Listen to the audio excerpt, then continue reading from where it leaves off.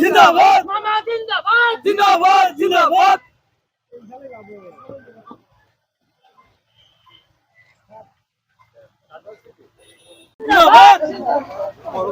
अमर मामा जिंदाबाद जिंदाबाद जिंदाबाद अमर मामा जिंदाबाद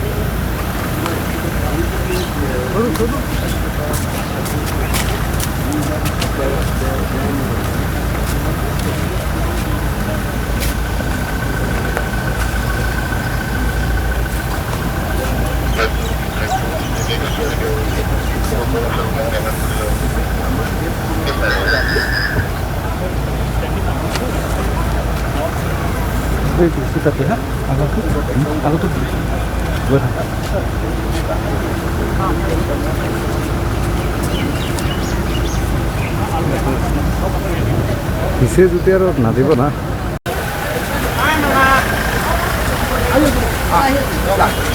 খবৰ ভাল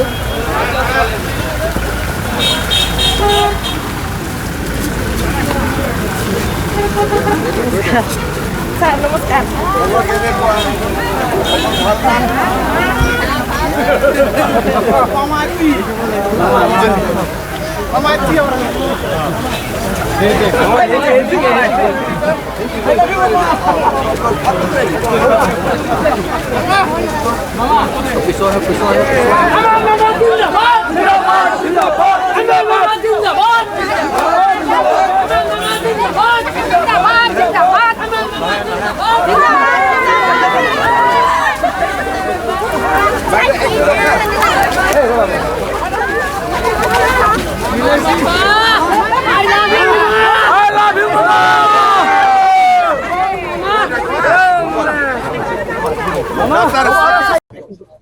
সাপৰত আমি এটা থাৰ্মেল পাৱাৰ প্ৰজেক্ট ইয়াতে কৰিব খুজিছোঁ আৰু যদি আমি থাৰ্মেল পাৱাৰ প্ৰজেক্ট কৰোঁ এই অঞ্চলৰ প্ৰায় 10,000তকৈও অধিক ল'ৰা ছোৱালীয়ে কামো পাব আৰু যথেষ্ট উদ্যোগীকৰণো হ'ব আৰু যদি প্ৰজেক্টটো আল্টিমেটলি হয় তেতিয়াহ'লে প্ৰায় 20,000 কোটি টকাৰ ব্যয় হ'ব গতিকে আপোনালোকে এটা আন্দাজ কৰিব পাৰে যে গোটেই অঞ্চলটোৰ কিমান এটা ডাঙৰ পৰিৱৰ্তন হ'ব এতিয়ালৈকে বহুত আগবঢ়া নাই এটা প্ৰাৰম্ভিক পৰ্যায়তে আমি আছো মই এবাৰ মাটিখিনি চাই গলো যাতে আমি কামখিনি আগবঢ়াব পাৰোঁ 10খন সমজিলা 15 আগষ্টৰ আগতে হ'ব এবাৰ আৰু 10খন সমজিলাত 15 আগষ্টত পতাকা উঠিব তালিকাখন আছে মোৰ ফটক কৰি মনত নাই আপোনালোকে চাই লওক আৰু একেটা দিনটো আৰু পঞ্চায়তৰ ইলেকশ্যন গ'ল গতিকে লাহে লাহে হৈ থাকিব এটা এটা কাৰণ একেলগে কৰিবৰ কাৰণেতো আমাৰ ইমান বিষয়া নাই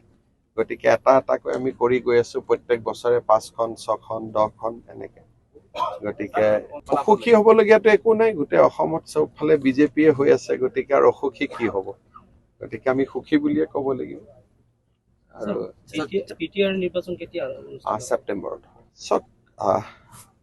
যোৱা 4 বছৰত আমাৰ চৰকাৰ আৰু কংগ্ৰেছৰ 15 বছৰ আপোনালোকে নিজেই যদি তুলনা কৰে তেতিয়াহ'লে বিপৰ্যয়ৰ কাৰণটোতো তাতেই ওলাই আছে অসমখন কিমান অশান্ত আছিলে আজি অসমত সকলো মানুহে সুন্দৰভাৱে আছে গতিকে পাৰ্থক্যটো আপোনালোকে নিজেই দেখা পাইছে আৰু ৰাইজেতো এটাই বিচাৰে যে দেশখন শান্তিত থাকক দেশখনৰ উন্নতি হওক সকলো আগবাঢ়ি যাওক কংগ্ৰেছ চৰকাৰ আহিলে দেশত কি অৱস্থা হ'ব এইটো সকলোৱে জানে সেইকাৰণে আমাৰ গাঁৱৰ এজন হোজা মানুহো ৰাজনৈতিকভাৱে পৰিপক্ক তেওঁলোকে পলিটিকেলি মেচিউৰ কাক ভোট দিব লাগে তেওঁলোকে জানে আৰু সেইকাৰণে নিৰ্বাচনত আমি খুব ভাল কৰি জিকিছো স্যাৰ এইখিনি প্ৰাক্তন সাংসদ আব্দুল খালাকে কবৰস্থান আছে এইটো ৰেহাই পাবনে? ৰেহাই পাব। মানুহৰ লগত আলোচনা কৰিয়ে কৰিম। কোনোবা জেগাত কবৰস্থান আছে, কোনোবা জেগাত মানুহ বহি আছে, তেওঁলোকক আমি বেলেগ জেগাত মাতি দিম। কাৰো লগত কাজিয়া পেচাল কৰি নহয়, পুনৰ সংস্থাপন দিয়া হ'ব।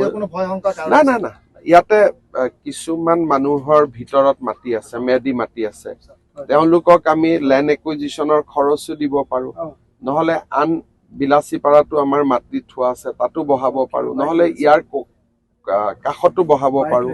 গতিকে কোনো মানুহক অশান্তি কৰা নহয়। আমি সুন্দৰভাৱে মানে ডিচিক মই কৈছো যে কাৰো ওপৰত অশান্তি কৰি নহয়, আলাপ আলোচনা কৰি ভিতৰত বেছি ঘৰ মানুহ নাই, যিখিনি আছে আমি জেগাই জেগাই বহাই দিম।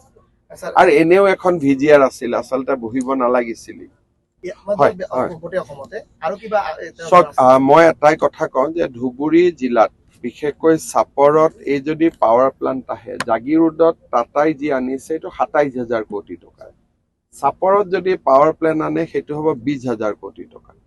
তাৰমানে আপোনালোকে এটা আন্দাজ কৰিব পাৰে যে ইয়াত কিমান নিবনুৱা ল'ৰা ছোৱালীয়ে কনষ্ট্ৰাকশ্যন ফেজত ২৫,০০০ মানুহ লাগিব, আৰু তাৰ পিছত চাকৰি হিচাপে ৮-১০,০০০ মানুহ। গতিকে গোটেই চাপৰখনৰ এটা ডাঙৰ পৰিৱৰ্তন হৈ যাব। আৰু সেইকাৰণে মই ভাবিম যে ৰাইজে সকলোৱে সহযোগিতাও কৰিব লাগে আৰু চৰকাৰক সহায় কৰিব লাগে। যেনেকে জাগিৰোডত আমাক সকলোৱে সহায় কৰিলে, ইয়াতো সহায় কৰিব লাগে, ধুনীয়াকৈ যাতে আমি আগবাঢ়িব পাৰো।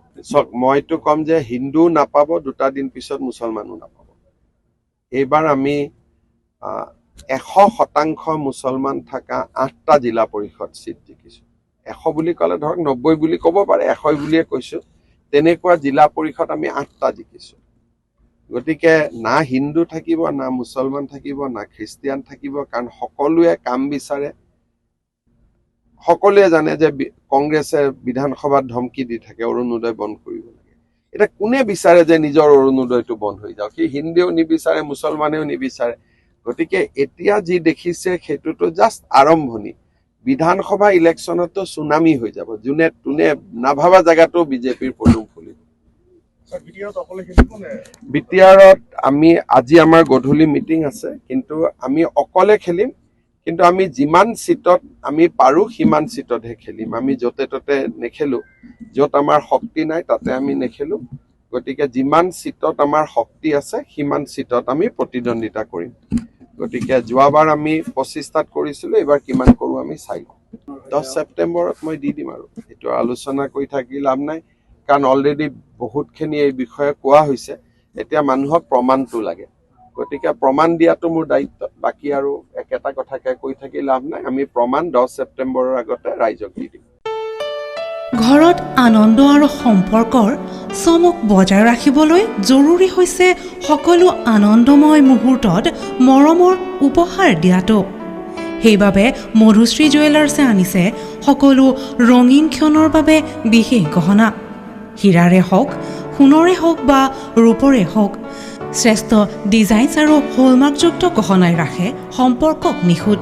তেনেহ'লে আজিয়ে আনক আনন্দ মধুশ্ৰী জুৱেলাৰ্ছৰ সৈতে। যোগাযোগ কৰক 7002800341 নাইবা ভিজিট কৰক LNB ৰোড, নলবাৰী, অসম।